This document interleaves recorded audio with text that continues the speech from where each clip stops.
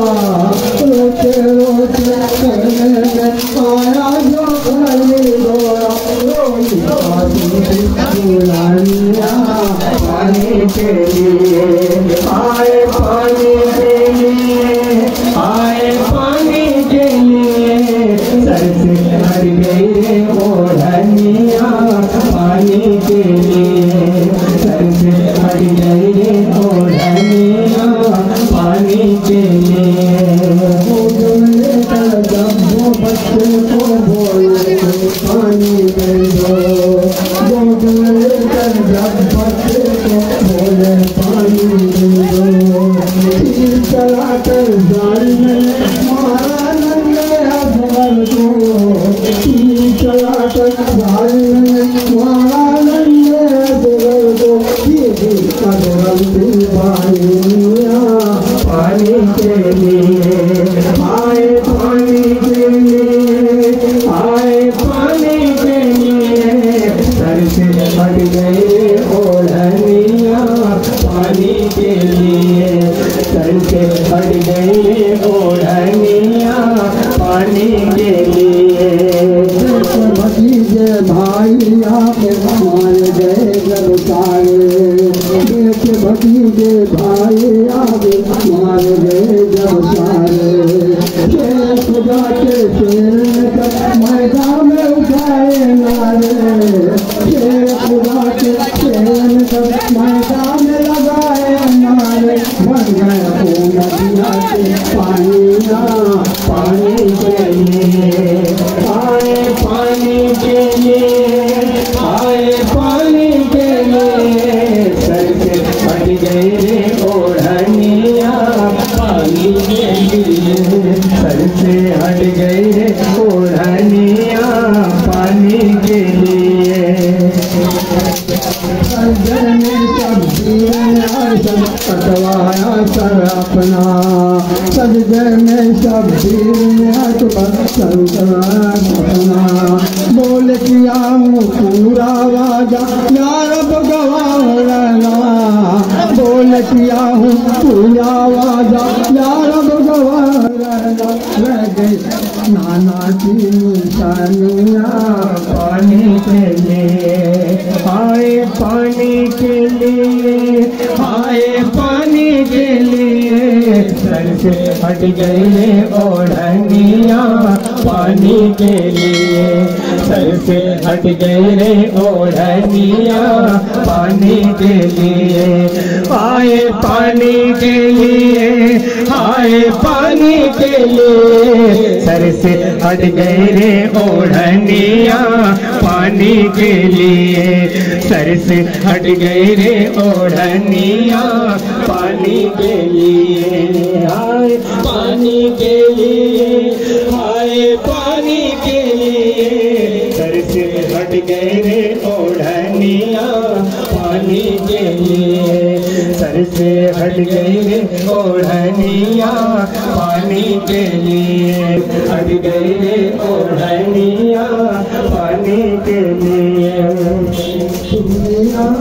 मैं बारा न दूंगी चूड़िया मैं बढ़ाने न दूंगी रो रो कर हासिल की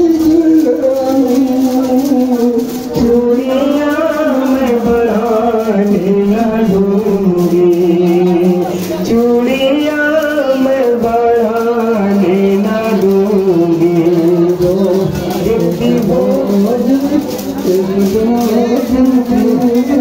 मैं सुहागे चूड़िया मैं बढ़ाने न दूंगी चूड़िया मैं बढ़ाने न दूंगी कल बताया था मस्त नदी के ऊपर मैं फूले आज में पीते हूँ मैं फूले